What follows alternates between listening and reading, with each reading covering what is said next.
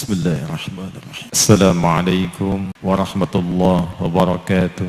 Kita bermohon semoga rahmat Allah senantiasa dicurahkan dan melahirkan keberkahan-keberkahan terbaik yang diridhai Allah Subhanahu wa taala. Komen, like, and share. Like, subscribe, share, and comment. Apa ancaman-ancaman yang kita hadapi sekarang ini?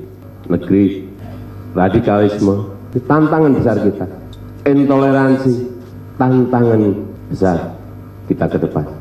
Terorisme, tantangan besar kita ke depan. Jangan ada lagi politik identitas. Jangan ada lagi politisasi agama. Jangan ada lagi polarisasi sosial. Demokrasi kita harus semakin dewasa. Konsolidasi nasional harus diperkuat. Terima kasih kepada ulama, tokoh agama, tokoh masyarakat, dan tokoh kebudayaan yang telah berkontribusi besar memperkokoh fondasi kebangsaan kita, serta merawat persatuan dan kesatuan nasional.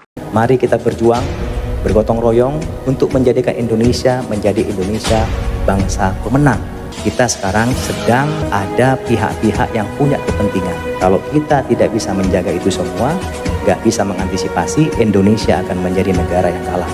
Tinggal nama. Dan akhirnya NKRI Pak harus harga mati. Itu tidak boleh ditawar-tawar. Nah, ini kondisi Indonesia dari perspektif ancaman. Tapi negara tetangga kita seperti Selandia Baru, Australia, Singapura, Malaysia, Inggris ini membentuk yang namanya FPDA, Five Power Defense Agreement. Mulai disetting, diskenariokan, Tiongkok nanti akan mendapat bagian Kalimantan.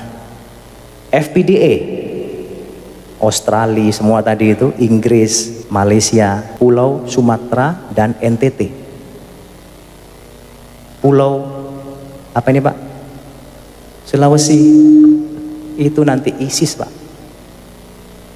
Kemudian ini yang paling kaya raya ini punyanya Amerika Pak. Ini bayangkan Pak, kita sudah dibagi-bagi seperti itu. Makanya Panglima TNI Pak paling getol sekali. Beliau menyampaikan masalah wawasan kebangsaan. Kalau negara kita, masyarakat kita tidak kuat Pak, seperti sekarang ini mudah dihasut, diprovokasi, diadu domba, mereka akan mudah sekali Pak membagi-bagi kekayaan bangsa kita ini. Nah, ini sudah ada desain dari luar yang jelas biar Bapak semua mengetahui. Islamophobia ini dipilih sebagai cara satu untuk membuat pendukung jadi militan. Dan mereka takut banget sama Islam politik, Islam Taliban. Dan yang kedua, dijadikan alat mobilisasi untuk ngumpulin uang, terutama dari kawan-kawan minoritas yang takut dengan Islam Taliban. Mereka itulah yang menyumbang kepada aktor-aktor Islamophobia. Aliran uangnya tahulah siapa aja bandarnya, operatornya siapa. Yang ketiga, ini penting, nggak banyak yang paham. Dengan terus menggedekan Islamophobia, luar negeri akan melihat bahwa yang lawan Jokowi adalah Islam Taliban, Islam ISIS. Pasti luar negeri akan lebih senang mempertahankan Jokowi. Kita ini kan sudah menetapkan agama kita, ideologi kita Pancasila. Jadi kita nggak boleh musuhin agama apapun. Itu prinsipnya. Tapi ini malah digedein terus Islamophobia untuk tujuan politik. Satu, buat bikin pendukung militan. Yang kedua, buat alat mobilisasi uang dari kelompok minoritas untuk membiayai operasi Islamophobia ini. Yang ketiga, untuk image di luar negeri. Kan politik gitu, hanya yang satu masuk satu tidak, nanti kalau gantian masuk gantian ini yang protes, kan gitu aja. Dan itu bagus. Kata Pak Mahfud, ini bukan soal Islamophobia, ini soal gantian aja, kadang di luar, kadang di dalam. Siapa bilang pemerintah Islamophobia, kata Pak Mahfud. Oh, sekarang di istana itu gairah keislaman semakin terasa. Pak Rijal Ramli mengklaim bahwa Islamophobia beliau yang pertama kali mengucapkan 2 tahun lalu, ya enggak juga ya, istilah itu kan udah puluhan tahun yang lalu udah muncul gitu kan. Cuma memang dulu banyak terjadi kan harusnya di negara-negara Eropa gitu kan, orang-orang non-muslim takut terhadap imigran-imigran muslim di Eropa yang bangkit. di kita mungkin 70-an 80-an sempat terjadi ketika kebijakan-kebijakan Pak Harto, khususnya rejim Orde Baru, itu dianggap tidak berpihak kepada komunitas mayoritas Muslim. Terutama dimulai ketika misalnya Pak Daud Yusuf menjadi Menteri Pendidikan ya, 78-83 itu kan. Gimana beliau membuat kebijakan, ini yang soal jilbab, dia melarang pengenaan jilbab di sekolah-sekolah umum gitu kan. Dan beliau dianggap sangat anti-Islam karena beliau juga nggak pernah mau mengucapkan Assalamualaikum di forum-forum publik. Belakangan kita sadar betul bahwa Daud Yusuf bukan anti-Islam, beliau sangat Islam, sekuler, sangat ya. Islam. Cuma mungkin pengaruh pendidikan beliau di Sorbonne Prancis, pengalaman beliau, dan sebetulnya dia ingin supaya Islam tuh jangan dipolitisasi gitu. Dia justru menggabungkan nasionalisme dengan Islamnya itu gitu. Dia sadar betul sebagai pejabat publik, dia harus melayani banyak pihak yang sangat plural di Indonesia. Kalau dia hanya ngomong Assalamualaikum, dia merasa, loh, pejabat-pejabat di lingkungan gue, staf-staf gue banyak yang non-muslim loh, nggak fair banget dong gue kalau mengucapkan. Saya baca tulisannya Farid Gaban, Mas Farid Gaban. Iya memang sebetulnya Ade Armando itu dulu sangat halus lah, nggak yang ini kan sebetulnya kemunculan Ade Armando, Denny Siregar dan kawan-kawan itu kan reaksi dari kelompok-kelompok yang istilahnya apa, Islam garis keras atau apa ya, frontliner. Mungkin 2014-2012 kita inget John Ruh kan, portal Piungan gitu kan, lo udah jelas Jokowi itu Islam kok, dibilang anti-Islam, dipertanyakan keislamannya. Nah orang-orang yang kayak gini muncul kan, belum lagi dari kelompok yang belakangan jadi 212 gitu kan. Sebetulnya aksi reaksi ini yang muncul, jadi nggak bisa. Ketika Pak Harto naik haji, itu kan disebutnya juga ada yang menafsirkan ini haji politik gitu kan, ya, karena dia harus merangkul kalangan Islam ya kan. Jadi HM Soeharto setelah itu rebranding kan. Ketika dukungan TNI sudah mulai menipis atau berkurang gitu kan. Pengaturan soal jilbab yang tahun 78 zaman era Daud Yusuf dilarang, dan sekolah-sekolah negeri kan dulu kepala sekolah-sekolah kalau ada murid yang pakai jilbab itu didiskriminasi betul. Dianjurkan untuk pindah sekolah. Lu masuk pesantren aja kalau mau jilbaban gitu kan. Jadi kalau kita ngelihat sekarang tren nggak cuma di sekolah tapi kehidupan masyarakat, bahkan anak-anak balita sudah dipakai jilbab, itu sebetulnya hasil perjuangan yang sangat panjang. Bahkan dulu kan sempat anaknya Pak A.M. Saifuddin kalau nggak salah itu sempat memperjuangkan sampai ke pengadilan lah untuk memperjuangkan hak dia menggunakan jilbab. Demo mahasiswa juga gede-gedean tuh didiriin di UGM, di kampus-kampus negeri semacam itu. Tapi sekarang kan jilbab jadi tren. Gue mau cerita, keluarga gue aja ya sekarang jadi aneh kalau nggak pakai jilbab. Padahal gue tahu dari kecil ketika lihat orang jilbab tuh nyinyir. Emang nggak gerah ya pakai jilbab? Itu kan budaya Arab gitu kan. Tapi sekarang anak-anaknya yang baru umur 2 tahun tuh udah dijilbabin gitu. Beberapa poin. Yang pertama, Islamofobia itu Prof. Mahfud hanya mengambil salah satunya, fear of atau hatred of. Mungkin bukunya Todd Green lah ya, kurang lebih seperti itu. Tapi ada juga buku Nathan Lin yang mengatakan Islamofobia itu ada industrinya loh.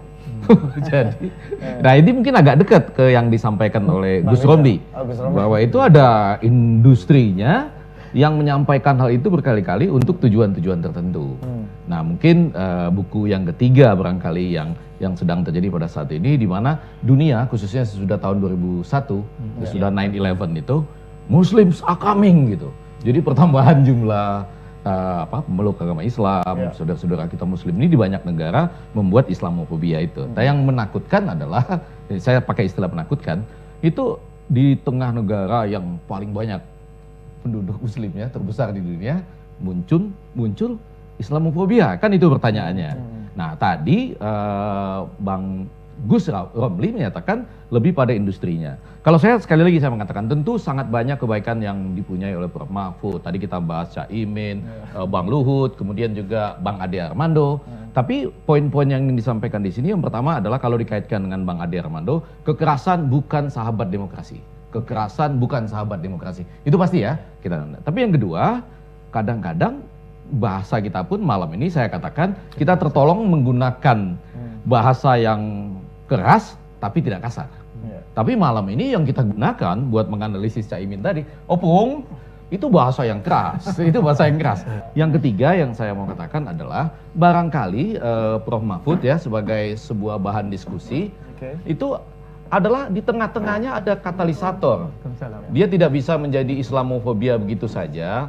Rasa saya kita bersama-sama harus secara tenang meneliti tentang pasti dua hal dalam pendekatan sosial dan komunikasi politik, yaitu keadilan dan kesejahteraan. Ketika kedua isu ini bermain, di situ baru kita lihat apakah ini industri murni untuk strategi pemenangan pemilu atau sebetulnya memang ada perjuangan di tingkat kesejahteraan dan keadilan dalam proses hukum misalnya ya, atau malah sebaliknya tadi ketika ada orang yang serta-merta punya saham di mana-mana. Gitu. Di Indonesia terjadi Islamofobi. Saya katakan tidak ada Islamofobi di Indonesia. Orang Islam sudah bebas bersaing di politik, di pemerintahan, intelektual, apa orang Islam sudah bebas. Fobinya apa? Fobi itu kan artinya 3. 1, takut. Pemerintah takut terhadap orang Islam. Sebab itu dikepinggirkan, kebijakannya anti-Islam. Nggak ada nih pemerintah yang takut pada orang Islam. Malah pemerintahnya senang tuh nyatakan Islam bawa sajadah. Menteri bawa sajadah, presiden ke masjid, presiden ke pesantren, nggak malu, nggak takut tuh ngaku Islam. Takut atau benci? Nggak ada yang benci. Orang Islam boleh kamu bersaing semua, hai orang Islam. Itu fobi. Atau orang Islamnya malu kayak dulu zaman-zaman Orde Baru itu. Orang Islam dulu kan kalau mau ngaku Islam itu nggak boleh maju loh dulu. Orang NU nggak bisa maju dulu. Nggak ngaku dulu zaman Orde Baru tuh kalau orang NU, banyak profesor nih di UGM. Baru tahu saya kalau mereka orang NU itu sesudah reformasi. Karena zaman Orde Baru enggak berani ngaku. Ada fobi. Sekarang enggak ada fobi. Lalu ada yang nulis. Namanya Liu kok Lian. Apa Anda yakin tidak ada fobi di Indonesia? Di Indonesia banyak fobi. Ditulislah contohnya. Contohnya sekarang kalau ada orang pakai cingkrang, dibilang ke Arab-Araban.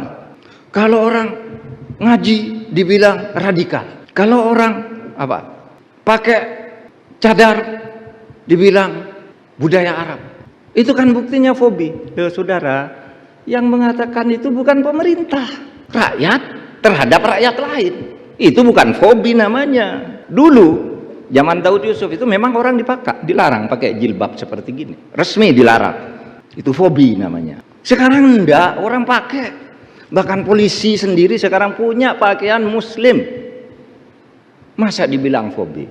Dan kadang-kala orang Islam sendiri sosok tuh. Wah, kita harus Islam gini. Dia sendiri dia konsisten. Misalnya begini ya. Saudara, itu dalam Al-Qur'an tuh kan ada dalil tuh. Idza tadayantum bidainin fashidu yadaini wal yaktub bainakum katibum bilat. Kalau kamu berhutang piutang, maka harus ada 2 saksi dan harus ada penulis yang menulis hutang piutang itu. Itu bunyi Al-Qur'an. Tapi apakah Anda yang ada di sini itu kalau berhutang selalu ditulis dan harus selalu ada saksinya? Enggak kan? Enggak. Saya ketemu Pak Musa Asari, Pak Musa, pinjam uang dong, saya enggak punya uang. Ini selesai. Kejayaan akan kembali ke tangan umat Islam, insya Allah. Tetap yakin. Saya Karin mohon undur diri. Subhanakallahumma wa bihamdika asyhadu an la ilaha illa anta astaghfiruka wa atubu ilaik. Billahi taufiq wal hidayah. Wassalamualaikum warahmatullahi wabarakatuh. Terima kasih. Wassalamualaikum warahmatullahi wabarakatuh.